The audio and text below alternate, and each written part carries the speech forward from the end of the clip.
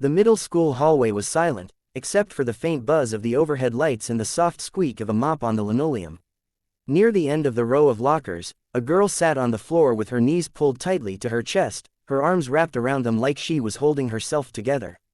Her breathing came fast and shallow, and every so often a small, sharp gasp escaped her lips. Tom Carter, the janitor, noticed her as he rounded the corner, the mop handle resting loosely in his calloused hands. His brow furrowed. The girl's hair had fallen in messy strands over her face, and she didn't look up when he approached. The usual middle school noise, lockers slamming, sneakers squeaking, bursts of laughter, was gone, but it seemed like it still echoed in her mind. He didn't say anything right away. He'd seen kids like this before, not often, but enough to know that rushing in with questions usually made things worse. Instead, he slowed his steps, setting the mop aside. There was a faint tremor in her fingers as they gripped her sleeves. Something about it tugged at him. Quietly, without a word, he reached into the pocket of his work pants. Do you want me to also expand scene 2 with the same level of detail so the emotional flow stays consistent? Tom's rough fingers twisted the small plastic cap until it gave a soft click.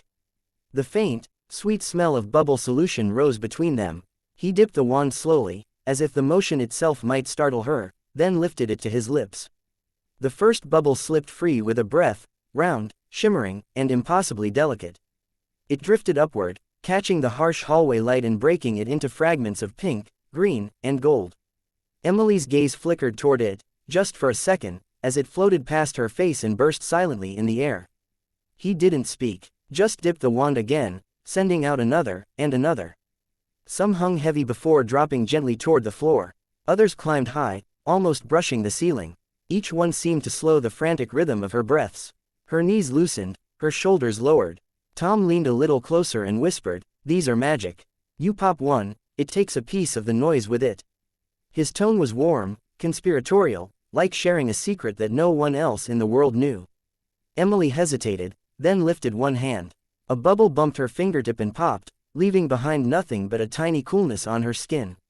She let out a shaky laugh, the smallest sound, but it was enough to make Tom's chest loosen. Another bubble drifted past, and this time she reached for it before he even told her to.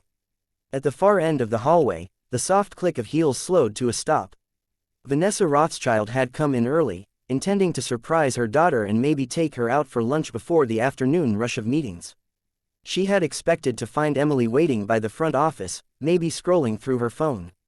Instead, she found her here, small and folded in on herself just moments ago, now reaching into the air with quiet wonder.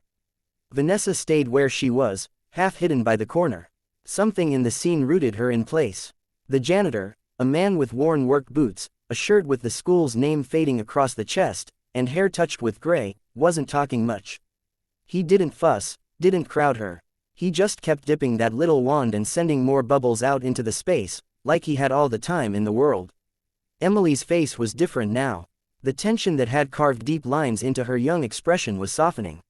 She was breathing slowly, almost matching the rhythm of each bubble's rise and fall. The fluorescent lights caught the shifting colors on their delicate surfaces, turning the hallway into something almost magical. Vanessa's fingers tightened around the handle of her leather bag. She'd seen therapists work with Emily, tutors try to connect, even friends struggle to comfort her when the world became too loud.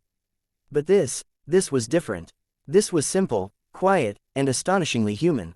She found herself swallowing hard, her polished composure wobbling as she kept watching. Emily hesitated before standing, brushing the wrinkles from her skirt.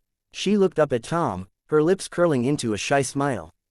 "Thanks," she murmured, almost too soft to hear. Then she stepped forward and wrapped her arms around him in a quick, almost clumsy hug.